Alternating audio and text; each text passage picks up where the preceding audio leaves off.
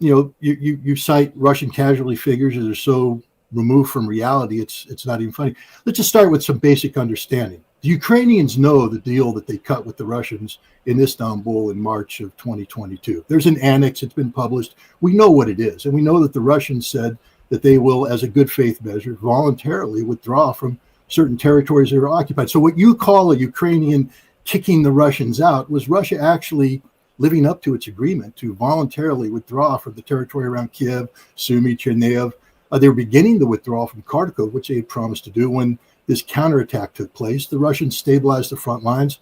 I am a Marine, and I know a couple facts, like we attacked Iwo Jima, and we killed far more Japanese than they killed of us. Why? Because we dominated the battlefield.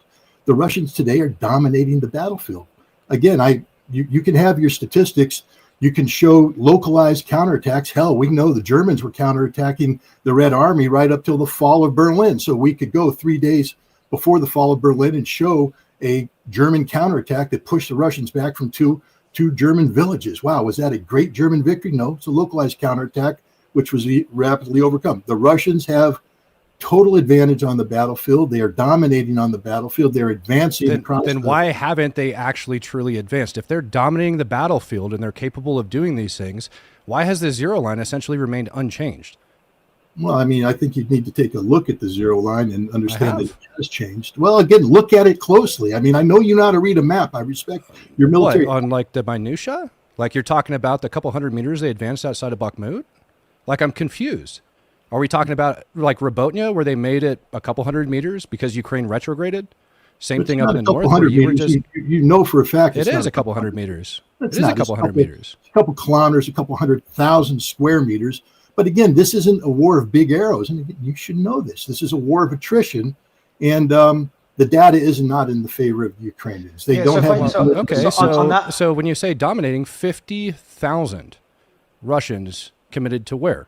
And what is the result? You know this answer. Come on, Scott, have out with it. Where did 50,000 Russian soldiers just attack back in June, and how far have they made it? Are you talking about Sumy? Yeah. How'd that turn out for them? It diverted Ukrainian reserves away from the primary line. How did it turn out for the Russians? They're winning. Did the Russians take Sumy with their 50,000? Or did they fall into an ambush zone and then get pushed back?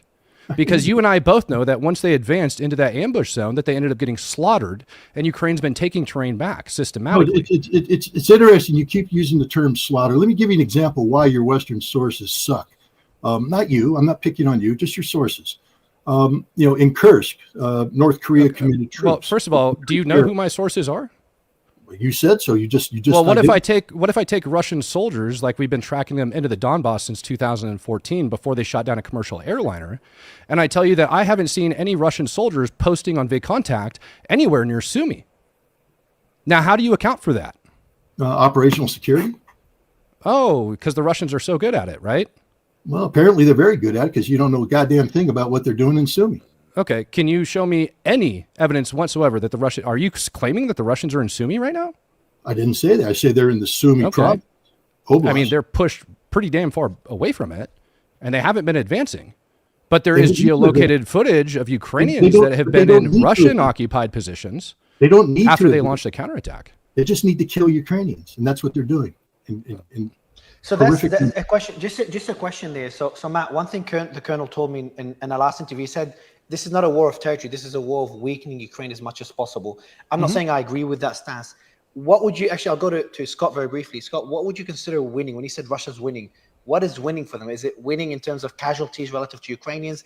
Economically, said they're economically winning, and is territory not also an indicator of winning? Because from a territorial perspective, they're not doing as well as, depending on the figures you use, casualty figures or economically when you compare to some European economies. So see what you define as winning. Winning is achieving the goals and objectives set out by the Russian government, and winning will occur when this war is finished. Russia hasn't put a timeline on things. You keep saying, territory, the advancement of the contact line, etc. The war will be over when the war ends. And when the war ends, I'll make the following prediction. Russia will control the totality of Kherson, the totality of Zaporizhia, the totality of Donetsk, the totality of Lugansk. Russia will have a buffer zone in the following territories: Odessa, Mykolaiv, Dnipropetrovsk, Kharkov, Sumy, Chernihiv. Russia will ensure demilitarization, that is the reduction of the NATO-trained army, and Russia will ensure denazification, which is the change of the regime in Kiev. Russia will control what's left of Ukraine. There will be no Western forces, no NATO alignment. That's what victory looks like. That's not my standard. That's the Russian standard, and Russia's made it clear they won't stop this conflict until they achieve their objectives.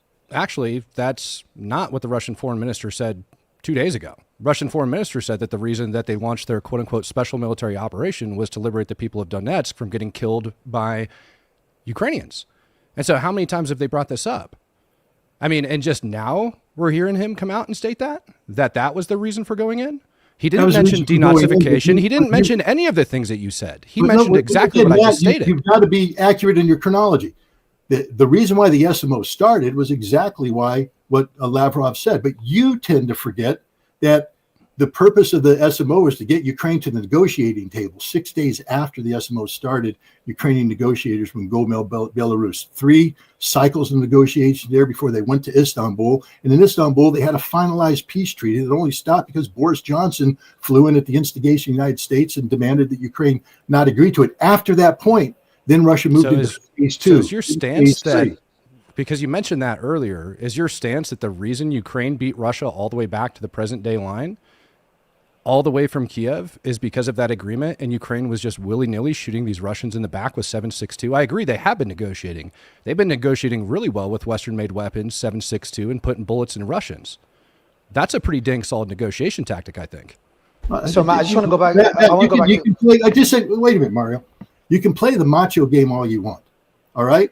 It's not a macho game. I'm just asking you for your stance, because earlier my you stated stance is an independent. So is your stance that the Russians withdrew purposely? That Russia has is your stance? I'm trying to make it clear because you stated it earlier. Is your stance that the reason Russia lost all that terrain east of the Dnipro because of negotiations that didn't go through, and that they, out of their goodwill, decided to go back to that zero line? The reason why Russia initiated its withdrawal from around Kiev is because of that agreement. And you know that, and I know that. Historians know that. We also know that the United States injected $48 billion worth of military assistance into a depleted Ukrainian military, retrained forces, re-equipped, brought in foreign advisors, and they carried out a surprise attack, an attack that exploited the fact that Russia in the Kharkov area had already withdrawn more than 50% of their forces. We know that to be the case. Did you shoot Russians in the back? You being, I guess, not you personally, but the Ukrainians, sure. They achieved a military victory. They caused the Russians to withdraw from territories that they were going to withdraw from anyways in accordance with this agreement.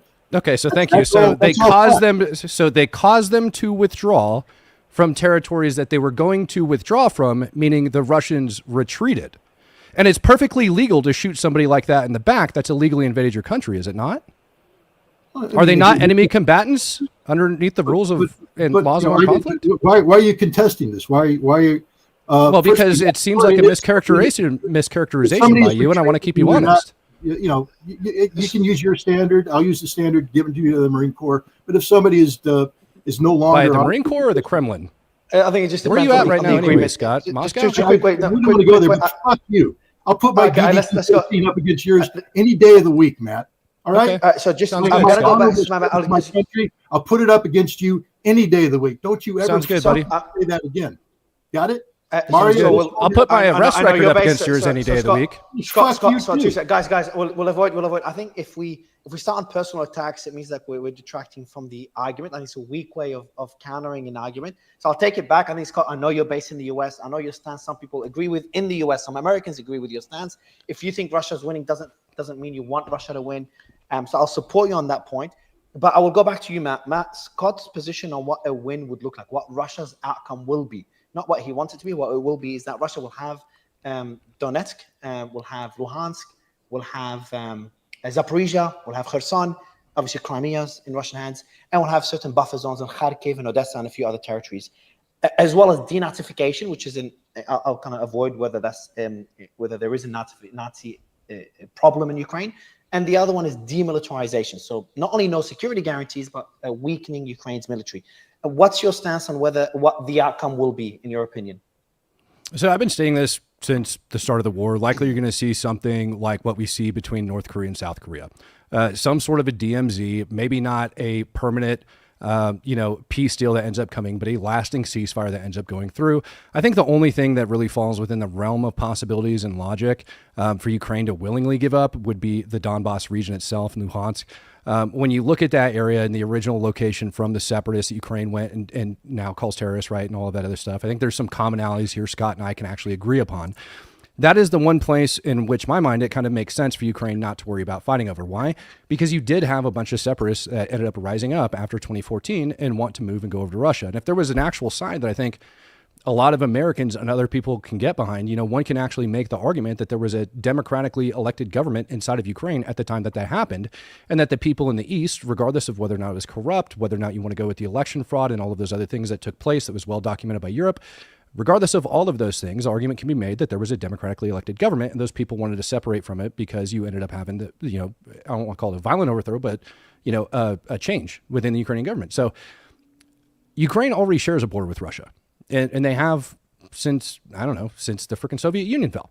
So why not give up just that little bit of chunk of terrain? Because the entire thing's leveled and ruined anyways. I already talked about the water supply over inside the Donbass is completely and totally wasted.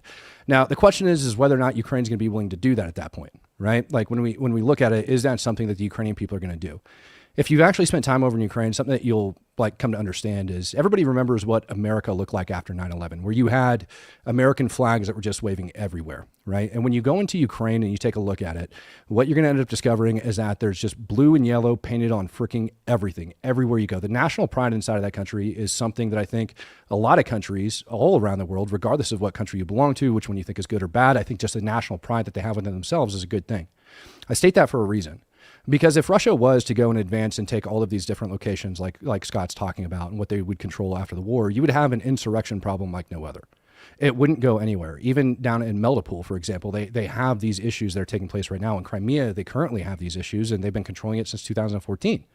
And so if Russia was to continue to advance, let's say, in a hypothetical world, if Russia was able to advance, you'd have those issues. And so at some point, Ukraine's also got to look and say, are we going to have that same issue over in the Donbass region? And Ukraine is going to have a lot of cleaning up to do. They're going to have a lot of mess to clean up. They have a lot of rebuilding to do. And why take Donetsk if you don't need to? If the people don't want to be there, plus most of them are gone anyways, why? Let them keep it. And I think that's about the only thing that would go on it, and likely a lasting ceasefire agreement, kind of like North and South Korea. So, and what about security guarantees? So there is a pretty valid risk, in my opinion, that, if there is no security guarantees. So first, why would Russia oppose a security guarantee? I'll ask you that question, Scott. I want your thoughts on it as well. Because if Russia, if there's troops, Western troops in Ukraine, that's not really a risk to Russia. Those troops are not going to enter Russia. As long as they're like defense, missile silos in Ukraine, that's not really a risk to Russia. So in my opinion, having troops in Ukraine, European, America will probably not accept, seems like a valid middle ground for Ukraine to have their security while giving up territory to Ukraine. Your thoughts on